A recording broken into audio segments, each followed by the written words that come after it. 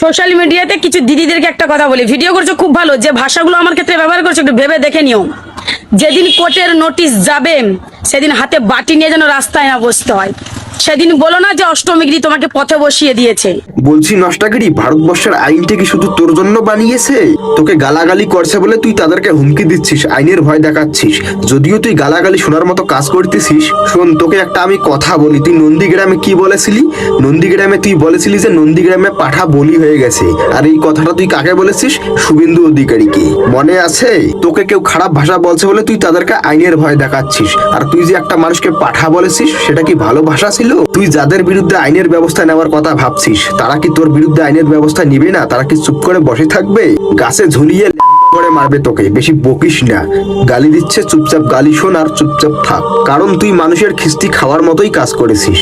ভাই বোন সবার কাছে একটাই রিকোয়েস্ট, আমার মতে ভুল কেউ করো না গো।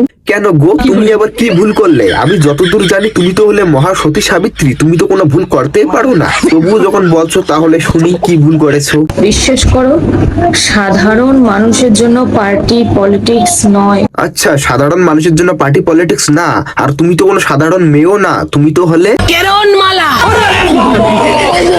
পার্টি পলিটিক্স এগুলো বড় লোকদের জন্য। পার্টি পলিটিক্স শুধু বড় লোকদের জন্য না, সাধারণ মানুষের জন্যও। আর সেটা সাধারণ ভাবে করতে হয়, তোমাদের মতো গুন্ডাগিরি করে না। তোমাদের দল যখন ক্ষমতায় ছিল তখন তোমার মতো 2 পয়সার মহিলারাও মানুষকে গালাগালি অপমান করতে ছাড়োনি। আমার পরিবারে একজনই মাত্র আর্নিং মেম্বার, আমার হাজবেন্ড।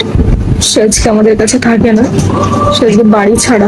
আচ্ছা, এবার বুঝতে পেরেছি, তার মানে তোমার হাজবেন্ডও ছিল তৃণমূলের নেতা। এই জন্যই তোমার এত সাহস হয়েছিল মানুষকে গালাগালি করার, তাই না?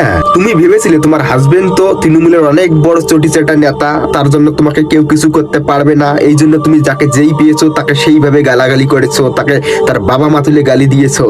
এবার তো বুঝতে পারবে কেমন ঠেলা। তোমাকে তো এইরকমই লাগবে মহাশয়।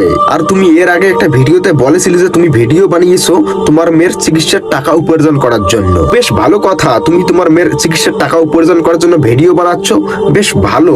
কিন্তু আমার কথা হলো, যখন তুমি তোমার মেয়ের জন্য টাকা ইনকাম করতে চাইছো, তাহলে তো ভিডিওগুলি তুমি ব্লগ আকারে বা অন্যান্য সিস্টেমে ভিডিওগুলি বানাতে পারতে। মানুষকে গালাগালি করার কি দরকার ছিল?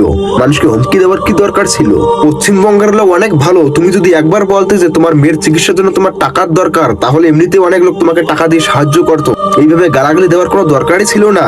কিন্তু কি বলতো বন্ধুরা, এরা তো হলো তৃণমূল কর্মী। এদের তো স্বভাবই আছে মানুষকে ধমকি দিয়ে, মানুষকে ভয় দেখিয়ে, মানুষের উপর অত্যাচার করে ইনকাম করা।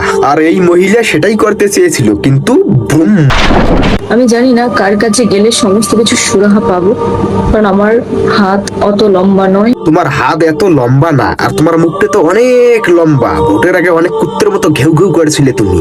এখন কোথায় গেলে মহাশয়?